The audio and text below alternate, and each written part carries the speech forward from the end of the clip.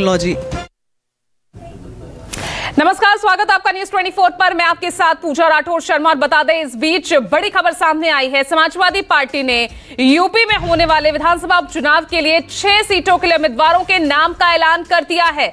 6 उम्मीदवारों की ये लिस्ट समाजवादी पार्टी की तरफ से कुछ देर पहले ही सामने आ गई है। पहली लिस्ट, जिसमें करहल से तेज प्रताप यादव को टिकट दिया गया है, सीसामऊ से नसीम सोलंकी, फूलपुर से मुस्तफा सिद्दीकी, मिल्कीपुर से अजित प्रसाद को टिकट दिया गया है। उधर कटहरी से शोभावती वर्मा, मंझवा से ज्योतिवंत को टिकट दिया गया है। तो 6 उम्मीदवारों की ये पहली लिस्ट 10 विधानसभा सीटों पर होने वाले उपचुनाव के लिए जारी कर दी गई है समाजवादी पार्टी की तरफ से। तो बड़ी खबर आपको बता रहे हैं, ये देखिए नाम, ये लिस्ट भी हम आपको दिखा रहे हैं। करहल से तेज प्रताप यादव हैं, उन्हें टिकट दिया गया है। सीसामऊ से नसीम सोलंकी को टिकट दिया गया है। इसके अलावा मिल्कीपुर से अजित प्रसाद के नाम का ऐलान पहले ही किया जा चुका है।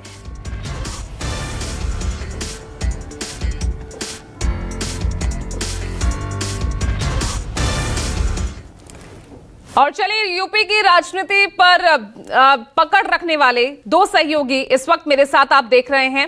आपको नजर आ रहे हैं मानस श्रीवास्तव, लखनऊ से सीधा हमारे साथ जुड़ गए हैं। साथ ही आपको नजर आ रहे हैं मेरे वरिष्ठ सहयोगी राजीव रंजन। पहले राजीव, आपके पास आ रही हूं, किस तरह से आप देख रहे हैं इन 6 उम्मीदवारों की ये पहली लिस्ट समाजवादी पार्टी की तरफ से हरियाणा चुनाव के नतीजे आने के ठीक एक दिन बाद?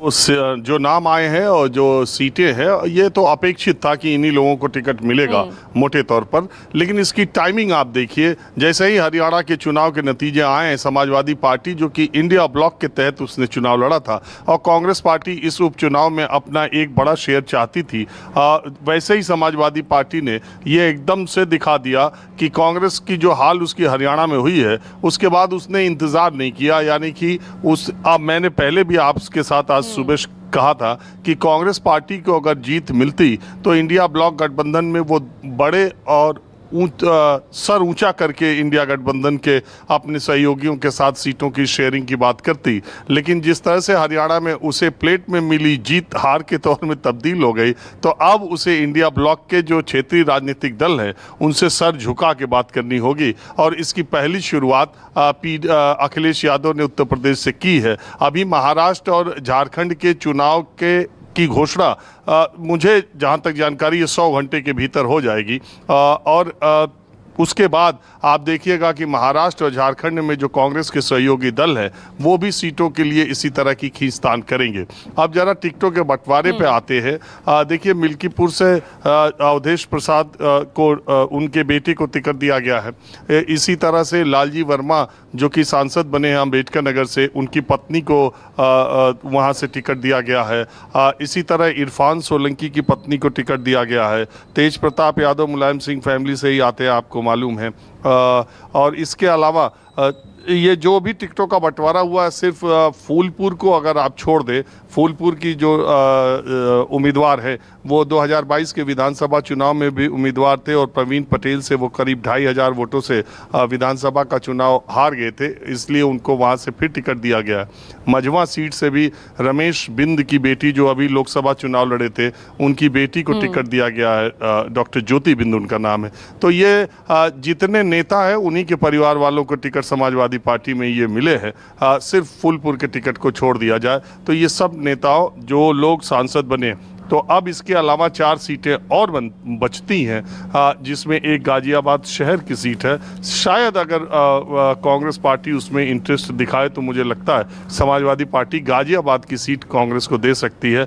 कुंदर की सीट पर कोई सवाल ही नहीं है, वो समाजवादी पार्टी उसको दे ही नहीं सकती, वो उसकी सीट रही है।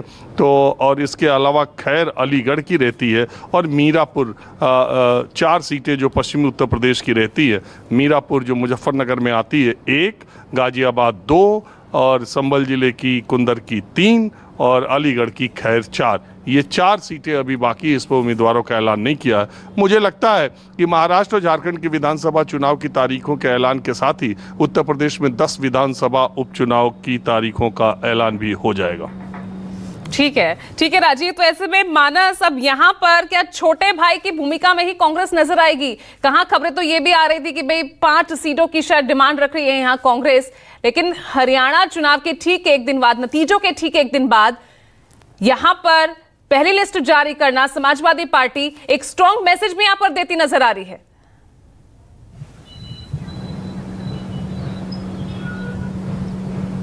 देखिए, मैं आपको बता दूं कि ये सूची बहुत पहले ही तैयार हो गई थी और हमने इस खबर को किया भी था कि उत्तर प्रदेश में उपचुनाव में इंडिया गठबंधन मिल करके चुनाव लड़ने पर संशय के बादल है, क्योंकि अखिलेश यादव अपनी पूरी तैयारी कर चुके थे।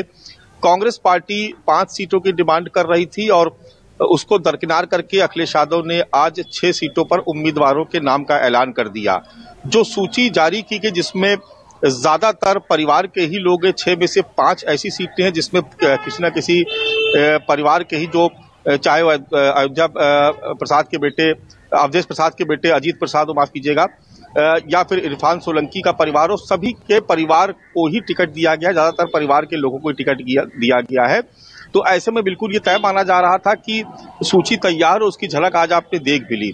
अब कांग्रेस के खेमे की तरफ से प्रतिक्रिया आनी है, क्योंकि बीते कुछ दिनों में अजय राय के भी तेवर तल्ख थे और आपको अगर याद होगा तो हम लोगों ने ये भी खबर दी थी कि उत्तर प्रदेश में कांग्रेस ने सभी विधानसभा सीटों पर न केवल पहले प्रभारी नियुक्त किए, उसके बाद वहां पर तमाम तरीके के कार्यक्रम उन्होंने शुरू कर दिए और उसके बाद वहां पर मीडिया प्रभारियों की भी नियुक्ति कर दी।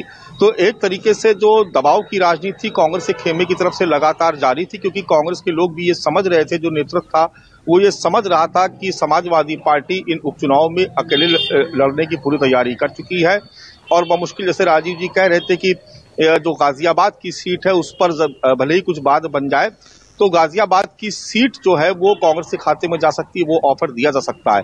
लेकिन ये बिल्कुल स्पष्ट है कि इन उपचुनावों में समाजवादी पार्टी ने कांग्रेस से कोई बातचीत नहीं की उम्मीदवारों के नाम के ऐलान को लेकर के, जबकि कहा यह जा रहा था कि दोनों मिलकर के, दोनों के नेतृत्व मिलकर के साथ में बैठेंगे, फिर उम्मीदवारों के नाम फाइनल होंगे, फिर साझा तौर पर कोई सूची जारी की जाएगी। लेकिन बीते 1 महीने से जो खबरें आ रही थी अपने सोर्सेस के हवाले से, जैसा कि हम बता रहे थे बार बार कि उत्तर प्रदेश में उपचुनाव में इंडिया गठबंधन मिलकर चुनाव लड़ेगा, इस पर संशय है और समाजवादी पार्टी अकेले तैयारी कर चुकी थी। ये पहली सूची जो जारी हुई है ये बिल्कुल स्पष्ट है कि ये सूची तैयार थी, सिर्फ सही टाइमिंग का इंतजार था। हरियाणा के चुनाव के नतीजों का ऐलान होने के तत्काल बाद आज समाजवादी पार्टी ने ये सूची जारी कर दी। एक तरीके से कांग्रेस को झटका देकर के समाजवादी पार्टी इसमें आगे बढ़ चुकी है और अब पीछे लौटने की संभावना बिल्कुल भी नहीं है। अगर कांग्रेस को मिलकर चुनाव लड़ना है तो इक्का दुक्का सीटें जो समाजवादी पार्टी दे देगी उसी से ही संतोष करना होगा। हालांकि मैं एक खबर आपको और दे दूं कि बीते दिनों जैसे इनपुट मिले थे, कांग्रेस पार्टी ने ये कहा था कि अगर वो उनके मन मुताबिक सीटें नहीं मिली तो वो सभी 10 सीटों पर अपने उम्मीदवार उतारेंगे और खास बात यह है कि उसमें अयोध्या की भी सीट है और उसमें फूलपुर की भी सीट है, जहां पर उम्मीदवार उतारे जाने की चर्चा हो रही थी कांग्रेस खेमे की तरफ से। ठीक है राजीव, अब ऐसे में क्या कांग्रेस इस सिचुएशन में है कि जो तल्ख तेवर हरियाणा चुनाव के नतीजों से पहले यूपी की सीटों के लिए दिख रहे थे, क्या अभी भी उन्हीं तेवरों के साथ क्या वो बार्गेन सिचुएशन में दिख रही है? आज सुबह तो महाराष्ट्र को लेकर हम चर्चा कर ही रहे थे, लेकिन यूपी का जिस तरह से आपने भी जिक्र किया था सुबह कि यूपी में भी वही कंडीशन हो सकती है, और क्या इस एकाध सीट में ही संतुष्ट रह पाएगी कांग्रेस? राजीव,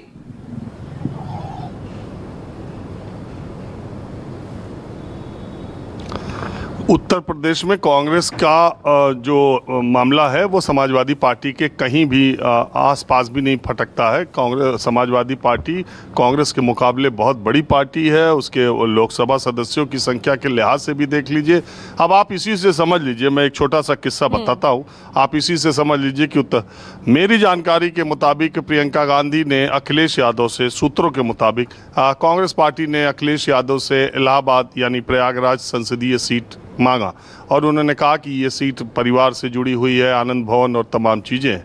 और समाजवादी पार्टी यानी अखिलेश यादव की तरफ से कहा गया कि आप कैंडिडेट का नाम बताइए जिसे आप प्रयागराज से उतार सकते हैं। समाजवादी पार्टी चूंकि उन्हें सिर्फ चुनाव चिन्ह चाहिए था, तो अखिलेश यादव ने ही अपनी ही पार्टी के नेता कुंवर रेवती रमण सिंह के बेटे उज्जवल रमण सिंह, जो उनकी सरकार के दौरान मंत्री भी थे, एमएलए एमएलसी भी रह चुके हैं समाजवादी पार्टी के, और रेवती रमण सिंह तो समाजवादी पार्टी के संस्थापक सदस्यों में मतलब बहुत पुराने दिनों से थे। तो रेवती रमण सिंह को कांग्रेस पार्टी ज्वाइन कराई गई। अखिलेश यादव ने अपने नेता को कांग्रेस पार्टी को दिया और कांग्रेस पार्टी ने उनको टिकट दिया और वह हाथ के पंजे पर चुनाव लड़े और आज लोकसभा में पहुंचे हुए। कांग्रेस की अगर उत्तर प्रदेश में हालत या ताकत के बारे में जानना है तो ये किस्सा बहुत है। बिल्कुल। तो अब ऐसे में अब ये 4 सीट, खैर कुंदरकी, गाजियाबाद, मीरापुर, अब इन बची हुई 4 सीटों के लिए क्या यहाँ पर समीकरण बनते नजर आ रहे हैं मानस?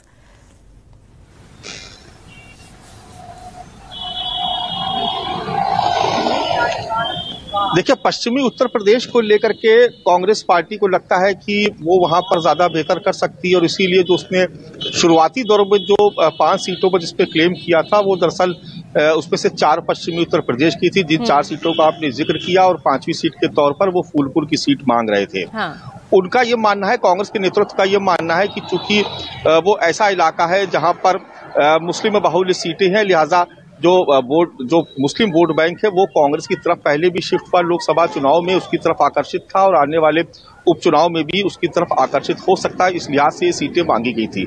लेकिन चूंकि अब मामला फंस चुका है और समाजवादी पार्टी ने कांग्रेस को विश्वास में लिए बगैर जिस तरीके से इन 6 सीटों का ऐलान कर दिया है, तो देखिए अगर फूलपुर, और जैसा कि अभी 3 दिन पहले ही माफ कीजिएगा 4 दिन पहले कांग्रेस पार्टी ने एक संविधान बचाओ सम्मेलन अयोध्या में किया था, तो वहां पर उन्होंने कहा था कि मिल्कीपुर सीट हम चाहते कि समाजवादी पार्टी हमको दे दे, हमारा इस पे क्लेम है और हम यहां से अपने कैंडिडेट को चुनाव मैदान में उतारेंगे। अगर ऐसा कुछ भी होता है कांग्रेस पार्टी की तरफ से, इन 6 सीटों पर अगर उम्मीदवार दिए जाते हैं, तो आप चलिएगा कि बिल्कुल पूरी तरीके से साफ है कि अखिलेश यादव कतई समझौता नहीं करेंगे, कोई कंप्रोमाइज जैसी स्थिति नहीं बनेगी और बाकी बची हुई 4 सीटों पर भी समाजवादी पार्टी अपने उम्मीदवार उतार देगी। क्योंकि देखिए, मैं फिर कह रहा हूं, जैसा भी राजीव रंजन जी ने बताया कि कांग्रेस के संगठन की जो हालत है उत्तर प्रदेश में, उनके पास उतारने के लिए बहुत अच्छे कैंडिडेट्स भी नहीं है। ऐसे में समाजवादी पार्टी के सहारे के बगैर अगर कांग्रेस सोचती है कि वो अपने दम पर कुछ बहुत बड़ा कमाल कर देगी, तो बिल्कुल भी इसको ये बात किसी के भी गले से उतरेगी नहीं। क्योंकि जब संगठन का ढांचा ही उतना मजबूत नहीं है, तो सिर्फ हवा बनाने से काम नहीं चलेगा कि समाजवादी पार्टी के साथ अगर मुस्लिम वोट बैंक आया तो उसके पीछे कांग्रेस पार्टी थी। लोकसभा चुनाव के दौरान जो हालात थे वो बिल्कुल दूसरे थे और अब चूंकि उपचुनाव में हालात बिल्कुल दूसरे हैं, लिहाजा कांग्रेस के इस दावे में कहीं दम नजर नहीं आता है। अब देखना यह है, सारी जो उत्तर प्रदेश की उपचुनाव को लेकर जो पूरी सियासत जो टिकी हुई है, अब ये देखना होगा कि इस पे कांग्रेस पार्टी का किस तरीके का रुख आता है। क्या वो संतोष करके जितना मिल जाए समाजवादी पार्टी की तरफ से उस पे ही संतुष्ट हो जाएंगे, या वो फिर से वैसा ही अपना रवैया दिखाएंगे जैसा कि पहले वो दिखाते रहे जो बाकी राज्यों में। लेकिन यहाँ राजीव, मामला तो यही नहीं टिकता, सिर्फ यही खत्म नहीं होता कि भाई नतीजे यहाँ कांग्रेस के खिलाफ आए हैं हरियाणा में। मामला तो एक और है ना, क्योंकि समाजवादी पार्टी भी तो हरियाणा में लड़ने की चाहत अपनी दिखा रही थी, बात बन नहीं पाई।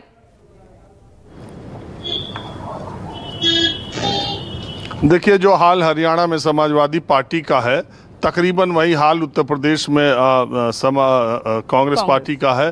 5 सीट लोकसभा की यहाँ पर कांग्रेस की लोकसभा की है और 6 सीटें उत्तर प्रदेश में, और 6 में भी उनके कैंडिडेट मैंने एक आपको बता ही दिया, दूसरे बीजेपी के एक बागी विधायक थे और 30 राहुल गांधी खुद हैं और के शर्मा, उनके 6 सांसद। अब दूसरा इंटरेस्टिंग ये बाई इलेक्शन को मैं आपको ये भी बताऊं, देखिए Bharatiya Janata party in 10 by elections को भी वैसे ही लेने जा रही है जैसे उसने हरियाणा के चुनाव को लिया।